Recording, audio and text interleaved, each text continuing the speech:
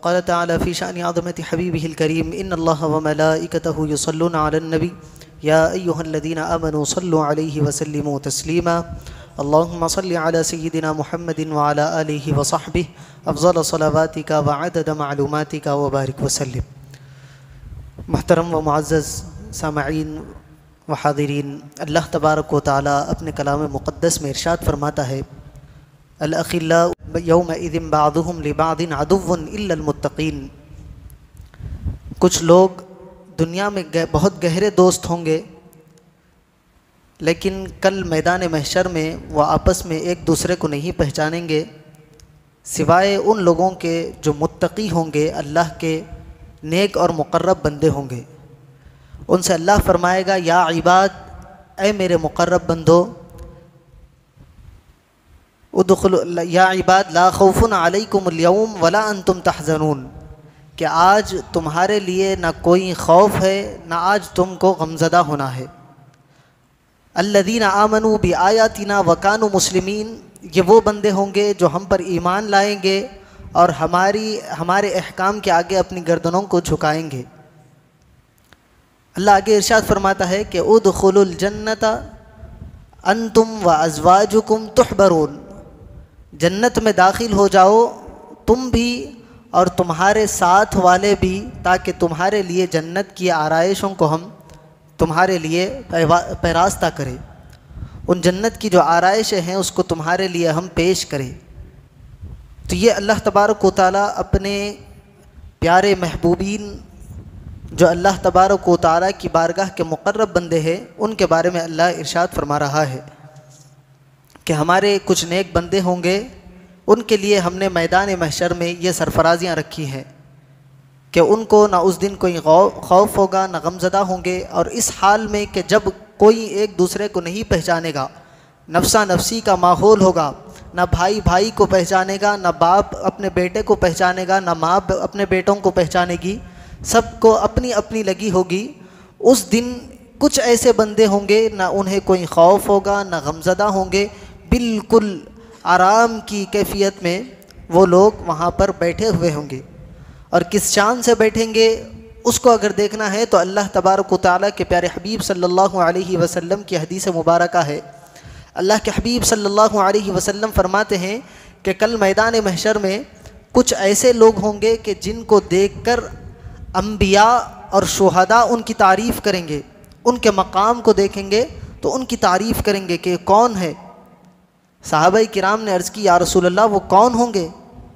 तो सहाबा ने अर्ज़ की कि वो अल्लाह के ऐसे बंदे होंगे जो दुनिया में एक दूसरे से मोहब्बत रखेंगे, और उनकी मोहब्बत किसी दुनियावी गरज़ की खातिर नहीं होगी, दुनिया के मालो मता या रिश्तेदारियों की वजह से उनकी मोहब्बत नहीं होगी, बल्कि उनकी मोहब्बत अल्लाह तबारक व तआला की वजह से होगी। वो बंदे होंगे जिनको देखकर अंबिया और शुहदा रश करेंगे, और कैसा मकाम होगा वो फरमाते हैं, अल्लाह के हबीब फरमाते हैं कि उनके चेहरे नूर से चमक रहे होंगे, और उनके लिए अल्लाह तबारक व तआला नूर के मिंबर को रखेगा और उस पर वो जलवागर होंगे। नूर का मिंबर होगा और नूरानी चेहरे वाली शख्सियात उन मिंबरों पर बैठी होंगी।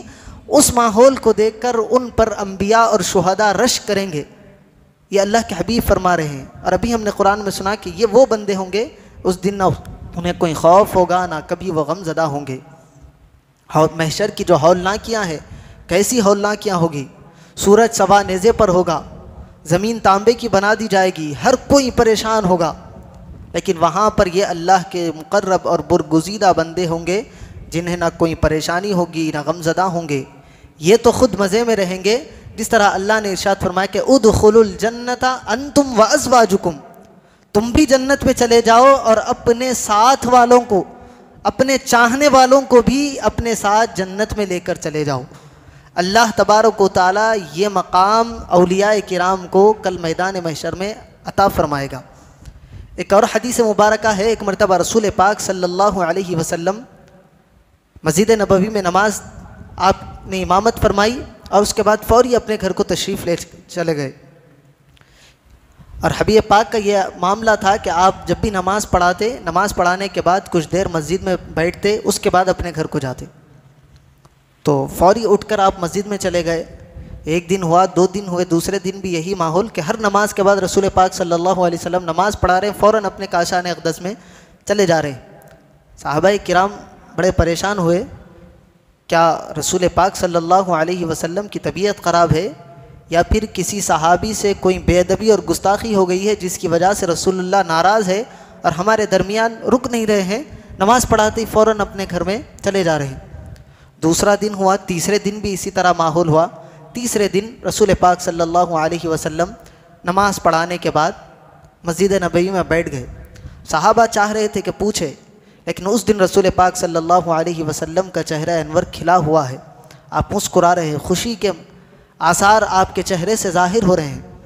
सहाबाए किराम ने अर्ज़ किया, रसूलुल्लाह सल्लल्लाहु अलैहि वसल्लम क्या वजह थी कि हमने आपको देखा 2 दिन से आप नमाज़ पढ़ा रहे हैं, फ़ौरी अपने घर चले जा रहे हैं, क्या कोई परेशानी है, क्या कोई तबीयत में आपकी ख़राबी है या फिर किसी से आप नाराज़ है? या रसूलुल्लाह बता दीजिए, अगर आप किसी से नाराज़ है तो हम आपसे माफ़ी के तलबगार है। ये बातें होने लगी। रसूलुल्लाह सल्लल्लाहु अलैहि वसल्लम ने इरशाद फरमाया कि ऐ मेरे सहाबा, मैं मस्जिद नबवी में जब बैठा हुआ था, अल्लाह की जानिब से एक फ़रिश्ता आया और आकर उसने मुझे पैगाम दिया कि अल्लाह तबारक व तआला आपकी उम्मत के 70,000 लोगों को बग़ैर हिसाब व किताब के जन्नत में दाखिल फरमाएगा। कितनी बड़ी बात थी। लेकिन रसूल पाक सल्लल्लाहु अलैहि वसल्लम फरमाते हैं कि मुझे ये बात पसंद नहीं आई, क्योंकि मेरी उम्मत आखिरी उम्मत है, मेरा दौर क़यामत तक चलने वाला दौर है। क़यामत तक रसूल पाक सल्लल्लाहु अलैहि वसल्लम को इल्म था कि कितनी बड़ी आपकी उम्मत हो जाएगी। आज दुनिया का कोई ख़ित्ता, कोई कोना ऐसा नहीं है जहाँ पर मुसलमान मौजूद ना हो। दुनिया के कोने कोने में मुसलमान मौजूद है और उनमें से सिर्फ 70,000। रसूल पाक फरमाते हैं कि मुझे यह पसंद नहीं आया, तो मैं जब भी नमाज़ पढ़ाता फ़ौरी अपने घर जाता और अपने मौला के हुजूर गिड़गिड़ा कर दुआ करता कि ऐ अल्लाह इन तेदाद को कुछ और बढ़ाया जाए। तो जब ये वाक़या पेश आया, उस दिन रात में एक और फ़रिश्ता आया, आकर उसने कहा कि या रसूल अल्लाह सल्लल्लाहु अलैहि वसल्लम, अल्लाह तबारक व तआला ने इरशाद फरमाया कि और 70,000 को आपकी उम्मत में से बग़ैर हिसाब व किताब के दाखिल फरमाए। 70 1,40,000 हो गए। लेकिन अल्लाह के हबीब फरमाते हैं कि मुझे ये बात भी पसंद नहीं आई। मैं अल्लाह की बारगाह में और दुआएं करने लगा। दूसरे दिन फिर फ़रिश्ता आया, आकर उसने कहा कि अल्लाह चाहता है कि और आप 70,000 ले ले। अल्लाह के हबीब फरमाते हैं कि मैं इस पर भी राज़ी नहीं हुआ और अल्लाह की बारगाह में दुआ करने लगा और अल्लाह को मनाने लगा, गिड़गिड़ा कर दुआएं मांगने लगा। अल्लाह के हबीब फरमाते हैं कि एक और फ़रिश्ता आया दूसरे दिन रात में, आकर उसने कहा कि अल्लाह तबारक व तआला फरमाता है कि अल्लाह तबारक व तआला आपकी उम्मत के और 70,000 को बख्शने के लिए तैयार है बग़ैर हिसाब व किताब के। अल्लाह के हबीब फरमाते हैं कि मैं इस पर भी राज़ी नहीं हुआ, मैं अल्लाह को और मनाने लगा। तीसरे दिन सुबह में एक और फ़रिश्ता आया, आकर उस फ़रिश्ते ने अर्ज़ की, अल्लाह तबारक व तआला चाहता कि ऐ हबीब, आप जब जितने ये 70,000 अब तक अल्लाह तबारक व तआला ने जो बग़ैर हिसाब व किताब के आपसे वादा फरमाए हैं, अल्लाह तबारक व तआला उन 70,000 वालों को ये मकाम और मर्तबा अता फरमाएगा कि उन 70,000 में से एक एक आदमी, एक एक फ़र्द, एक एक अल्लाह का मुक़र्रब बंदा और 70,000 की बख्शिश करते हुए अपने साथ 70,000 को लेकर जाएगा। तो आप देखें, 7 से आप 4 को ज़रब दे तो तकरीबन 2,80,000, और उन 2,80,000 के साथ में हर एक के साथ साथ 70,000 लोग अल्लाह तबारक व तआला बग़ैर हिसाब व किताब के जन्नत में भेजेगा। ये 70 का तो हम हिसाब कर सकते हैं। इन 2,80,000 को और 70,000 से ज़रब देकर, मेरी मैथमेटिक्स इतनी अच्छी नहीं है कि मैं उसका हिसाब कर सकूं। अगर आपको आता है तो आप कर ले कि कितने होंगे। तो अल्लाह के हबीब फरमाते हैं कि मैं इस बात पर भी राज़ी नहीं हुआ कि 2,80,000 और उनके साथ एक एक के साथ 70,000 को अल्लाह तबारक व तआला बग़ैर हिसाब व किताब के जन्नत में दाखिल करने वाला है। अल्लाह के हबीब फरमाते हैं कि मैं इस पर भी राज़ी नहीं हुआ। अल्लाह तबारक व तआला ने एक और फ़रिश्ते के ज़रिए मुनादी भेजी, वही भेजी और फरमाया कि ऐ हबीब, ये तो हमने आपको दे दिया, लेकिन आपकी उम्मत में कुछ ऐसे अल्लाह के मुकर्रब और ख़ास बंदे होंगे, अल्लाह तबारक व तआला उनको ऐसे मकाम से सरफराज फरमाएगा कि वो जिसको चाहेंगे, जितनों को चाहेंगे अपने साथ लेकर जन्नत के अंदर चले जाते जाएंगे। ये अल्लाह तबारक व तआला अल्लाह के हबीब की उम्मत के ख़ास बंदों पर इनायत फरमाएगा। और अल्लाह के हबीब फरमाते हैं कि फिर अल्लाह ने तो मुझे शफ़ाअत उज़्मा दी है, शफ़ाअत कुबरा दी है, मैं जिसको चाहता हूँ दोज़ख से निकाल कर जन्नत में ले जा सकता हूँ। तो अल्लाह तबारक व तआला अल्लाह के प्यारे हबीब सल्लल्लाहु अलैहि वसल्लम की उम्मत के ख़ास बंदों को ये एज़ाज़ और इकराम अता फ़रमाया है कि एक एक वली, एक एक फ़र्द ये अपने साथ साथ 70,000 को ले जाएगा। और जिनको अल्लाह अपना ख़ास और महबूब बना लेता है, फिर वो जितनों को चाहेंगे दोज़ख से निकालेंगे और जन्नत के अंदर लेकर चले जाते जाएंगे। उनके लिए कोई हिसाब व किताब नहीं होगा। ये अल्लाह तबारक व तआला ने अपने ख़ास बंदों के लिए अपनी तरफ से इनामात और नवाजिशात रखी हुई है। ये औलियाए किराम का मकाम महशर के दिन आपको पता चलेगा।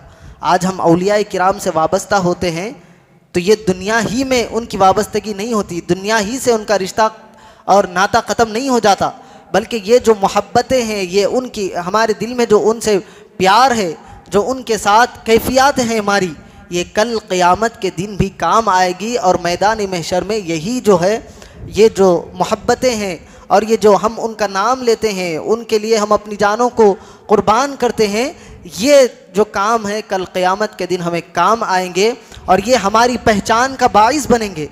हम औलियाए किराम के पास उनकी मज़ारात पर जाते हैं, जिनके मज़ारात पर नहीं जा सकते उनके नाम से फ़ातिहा ख़ानी करते हैं, यहीं से सलाम अर्ज़ करते हैं। तो ये जो सलाम हमारा पहुंचता है, ये उनके पास हमारे लिए याद दहानी होगी। कल क़यामत के दिन वो पहचानेंगे, वो फ़ुला बंदा मेरे लिए फ़ातिहा दिलाया करता था, नियाज़ किया करता था, मेरे लिए इसाले सवाब करता था, वो मुझ पर सलाम भेजा करता था। कल औलियाए किराम पहचान पहचान कर एक एक को पकड़ कर जन्नत में लेकर जाएंगे। तो ये औलियाए किराम से हमारी वाबस्तगी दुनिया में भी हमारे लिए फ़ायदे का बाइस है, कल मैदान महशर में भी ये औलियाए किराम से वाबस्ता रहना हमारे लिए काम आने वाला है। तो आजकल कुछ लोगों को बड़ा बुखार है कि हम औलियाए किराम से वाबस्ता होते हैं या फिर औलियाए किराम के नारे लगाते हैं, तो बड़ी उनको चिढ़ होती है। और जो नारा ख़ास तौर से लगाया जाता है कि वलियों का दामन नहीं छोड़ेंगे, गौस का दामन या ख्वाजा का दामन नहीं छोड़ेंगे, इस नारे से लोगों को बड़ी चिढ़ है। कहते हैं कि कल क़यामत के दिन दामन ही कहाँ होगा जो तुम पकड़ोगे, दामन होगा तब पकड़ेंगे। तो अल्लाह के हबीब देखिए, अल्लाह तबारक व तआला दुनिया ही में कुछ लोगों को बता देता है, कुछ लोगों के सामने पर्दों को उठा देता है। हज़रत सैयद मुराद शाह धोती रहमतुल्लाह अलैह, मुराद नगर में आपका मज़ार है, मुराद नगर पता है ना, वहाँ पर आपका आस्ताना है। तो हज़रत के दौर में आज से तकरीबन 300 साल पहले की बात है, औरंगज़ेब बादशाह, ये भी अल्लाह के वली थे, बड़े मुत्तकी और परहेज़गार थे। तो उनका गुज़र इधर हुआ, आए दक्कन में, तो उनको पता चला कि हज़रत मुराद शाह धोती रहमतुल्लाह अलैह तहबंद बांधा करते थे, इसलिए उनको धोती के नाम से मशहूर हुए। तो ऐसा तहबंद था जिस तरह साउथ इंडियन लोग, मद्रासी लोग बांधते हैं ना, वैसी तहबंद आप बांधा करते थे। तो औरंगज़ेब रहमतुल्लाह अलैह को पता चला, तो उन्होंने कहा कि कपड़े ले जाओ और उनको दो और कहो कि बादशाह का हुक्म है ये पहने, धोती पहनना छोड़ दे। तो बादशाह के पास से कुछ वहाँ के जो गार्ड होते हैं, वहाँ के पुलिस वाले, बादशाह की जो होती है रियाया, वहाँ से निकले और हज़रत मुराद शाह रहमतुल्लाह अलैह के पास पहुँचे और उन्होंने जाकर कहा कि बादशाह आपको सलाम पेश करता है। उन्होंने कहा कि हमने सलाम सुन लिया और उसका जवाब भी दे दिया। अभी ये लोग पहुँचे भी नहीं है, वो कह रहे हैं कि मैंने उनका सलाम भी सुना और जवाब भी दे दिया। क्या है, किस काम से आए हो? उन्होंने कहा कि ये बादशाह ने भेजा है, आपके लिए धोती है, आप इसको, वो आपके लिए कपड़े हैं, आप धोती उतारे और बादशाह चाहते हैं कि आप ये कपड़े पहने। तो हज़रत मुराद शाह धोती रहमतुल्लाह अलैह ने अपनी तहबंद की एक तरफ का हिस्सा लिया और उनके जो गार्ड्स आए हुए थे, जो पुलिस वाले, उनके हाथ में दिया और कहा कि खोलो, तुम खोल लो, ये तुम खोल लोगे तो मैं तुम्हारे लाए हुए कपड़ों को पहन लूँगा। तो वो गार्ड ने कहा कि अगर हम खोलेंगे तो आपका सतर जाहिर हो जाएगा। तो उन्होंने कहा कि कोई बात नहीं, उसकी जिम्मेदारी मेरी है, तुम खोलो। तो रिवायत में आता है, आपकी सीरत लिखने वाले लिखते हैं कि मुरादनगर से वो लोग धोती खोलते गए तो पुराने पुल तक पहुंच गए। तकरीबन 3-4 किलोमीटर का रास्ता तय हो गया, लेकिन धोती है कि खुल ही नहीं रही है। तो ये लोग परेशान हुए। अब थी 2 हाथ की 2 गज की धोती थी होंगी, निकले हैं वहाँ से खोलते खोलते तो पुराने पुल तक पहुँच गए। अब ये पलट के हज़रत के पास गए, हज़रत हमारे से गलती हो गई, हमारे पास बादशाह का हुक्म था, बादशाह ने कहा आपको ये कपड़े पहनाए, हमारा इसमें कोई लेना हमारा देना इससे नहीं है, आप हमें माफ़ फरमाए, अपने जलाल की ज़द में हमको ना लाए, हम बादशाह के हुक्म से आए थे। तो हज़रत मुराद शाह धोती रहमतुल्लाह अलैह ने कहा कि जाओ लेके जाओ, बादशाह तक लेके जाओ, ये धोती वहाँ तक जाती, बादशाह भी पकड़ के खींचा तो ख़त्म होने वाली नहीं है। अगर बादशाह ये पकड़ ले धोती तो बादशाह कामयाब होने वाला है। और तुम्हारे बादशाह की नीयत साफ़ है, बादशाह कोई बुरे इरादे से हमारे पास धोती ये कपड़े नहीं भेजा, उसकी नीयत साफ़ है, इसीलिए हम उसको माफ़ करते हैं। अगर गलत इरादे से भेजता तो फिर बादशाह की बादशाहत को भी हम सल्ब कर लेते और उसका मामला सारा ख़राब कर देते, फरमाया हज़रत ने। तो ये फौरी पलट के जो पुलिस वाले आए थे बादशाह के पास थे, वो बादशाह के महल में गए और जाकर कहने लगे कि ऐसा ऐसा मामला हुआ, धोती मुरादनगर से खींचते हुए लाए तो पुराने पुल तक लेकर आए, ख़त्म नहीं हुई, हज़रत से हम लोग माफ़ी मांग लिए। तो बादशाह कहने लगा अच्छा हुआ तुमने हज़रत से माफ़ी मांग ली, तुम उधर धोती खींच रहे थे, इधर मेरे दिल की धड़कन बढ़ रही थी और सांसें कम हो रही थी। अगर तुम बादशाह के महल तक पहुँच जाते तो मुझे यकीन था कि अल्लाह तबारक व तआला मेरी जान निकाल देता। तो ऐसे मामलात अल्लाह तबारक व तआला औलियाए किराम के साथ होते हैं। तो जो हज़रत मुराद शाह रहमतुल्लाह अलैह ने कहा कि अगर बादशाह पकड़ लेता मेरी धोती के एक तरफ के तहबंद को तो बादशाह कामयाब हो जाता। तो ये दुनिया में औलिया अल्लाह का दामन पकड़ते हैं तो बादशाहों को कामयाबी मिलती है। तो फिर हम जो कहते हैं औलिया अल्लाह का दामन पकड़ेंगे, ये कोई गलत बात नहीं है। हज़रत ख्वाजा बाक़ी बिल्ला रहमतुल्लाह अलैह का वो वाक़या मुझे याद आता है। हज़रत ख्वाजा बाक़ी बिल्ला रहमतुल्लाह अलैह ने के दौर में एक कफन चोर था। जैसे ही कोई मय्यत होती, कब्र में दफनाया जाता, फौरी उस कब्र के पास जाता रात में और उस कब्र को खोदता, ताज़ा ताज़ा कफन होता निकाल लेता, फिर मार्केट में ले जाकर बेच देता। यही उसका मामला था। जहाँ मय्यत दिख गई देख लेना कि कहाँ तदफीन है, रात में जाना वहाँ से कफन चोरी करना, बेच देना। तो हज़रत ख्वाजा बाक़ी बिल्ला रहमतुल्लाह औलिया अल्लाह की नज़र देखे आप, औलिया अल्लाह को कैसे मालूम। और अल्लाह खुद फरमाता है ना, इत्तक़ू फ़िरासतल मुमिन फ़इन्नहु यंज़ुरु बिनूरिल्लाह, कि मोमिन की फ़िरासत से डरो क्योंकि वो अल्लाह के नूर से देखता है। हज़रत ख्वाजा बाक़ी बिल्ला उस कफ़न चोर को बुलाकर कहने लगे कि मियाँ मार्केट में कफ़न की क्या कीमत चल रही। उन्हें परेशान हुआ क्योंकि उसका हाल दूसरे लोगों को नहीं मालूम, दिन में बड़ा शरीफ मुत्तकी परहेज़गार, रात में कफ़न चोर। तो बुला के इससे पूछ रहे कि कफ़न की क्या कीमत चल रही। तो बड़ा परेशान हुआ। हज़रत ख्वाजा बाक़ी बिल्ला ने फरमाया कि परेशान न को, तेरे सारे राज मेरे पास महफूज है, बोल कफ़न की क्या कीमत चल रही, सस्ते से सस्ता, महंगे से महंगा। उसके बाद हज़रत ख्वाजा बाक़ी बिल्ला ने अपने पास से कुछ पैसे निकाले और दिया, देकर कहा कि ये ले, महंगे से महंगा भी तू कफ़न लेगा तो इस कीमत के लेने के बाद भी तेरे पास पैसे बच जाएंगे। मेरे कफ़न की मैं कीमत तुझे पहले से दे रहा हूँ, मेरे मरने के बाद मेरा कफ़न चोरी नहीं करना। अब सारा मामला हज़रत को मालूम था, वहाँ से पैसे ले लिया, चले गया। कुछ दिनों के बाद हज़रत का विसाल होगा, हज़रत की तदफीन हो गई। अब इसके दिल में ख्याल आया कि आज दूसरी मौता तो नहीं हुई, अब हज़रत की खबर है। फिर दिल में ख्याल आया कि अरे हज़रत तो पैसे दे के गए, लेकिन जो आदी होते हैं ना, जब तक उनको चोरी नहीं करे या जो चीज़ का जो आदी होता है वो काम नहीं करे तक उसको सुकून नहीं मिलता।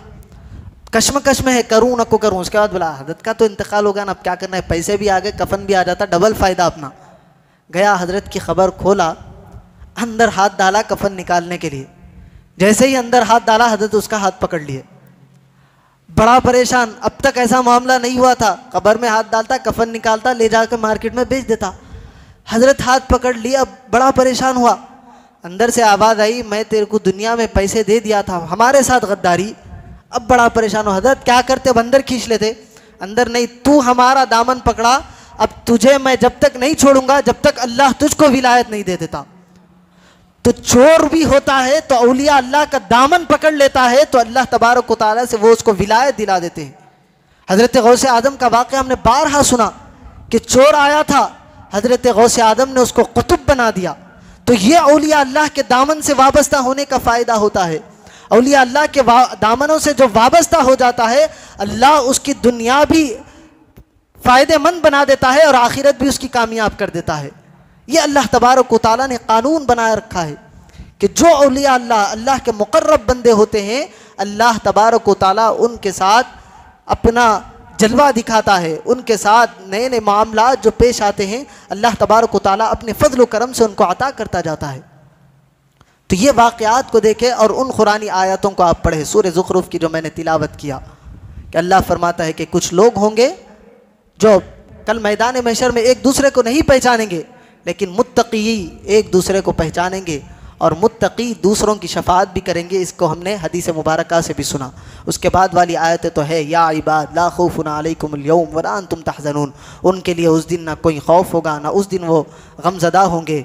फिर आगे की आयत में इरशाद है, उदखुलुल जन्नता अंतुम व अज़वाजुकुम तुहबरून, तुम भी दाखिल हो जाओ और तुम्हारे चाहने वालों को भी अपने साथ लेकर जाओ।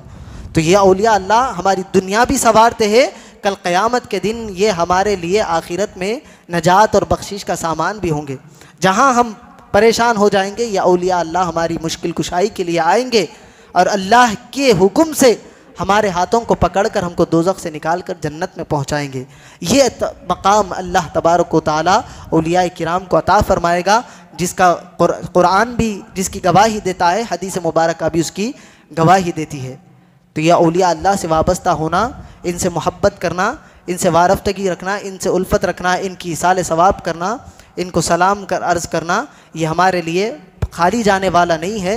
यहाँ पर भी कामयाबी का ज़ामिन है, कल मैदान महशर में भी ये हमारे लिए कामयाबी का ज़ामिन है। अल्लाह तबारक व तआला से हम दुआ करेंगे कि मौला तबारक व तआला हमें औलिया किराम से वाबस्ता रहने वाला बनाए, उनके फ़यूज़ व बरक़ात से माला माल होने वाला बनाए। हबीब पाक सल्लल्लाहु अलैहि वसल्लम की शफ़ाअत और औलिया किराम की शफ़ाअत से हमको बहरावर फरमाए। व सल्लल्लाहु तआला वसल्लम अला खैरि खल्क़ि सय्यिदिना मुहम्मद व अला आलिहि व अस्हाबिहि अजमईन वल्हम्दुलिल्लाहि रब्बिल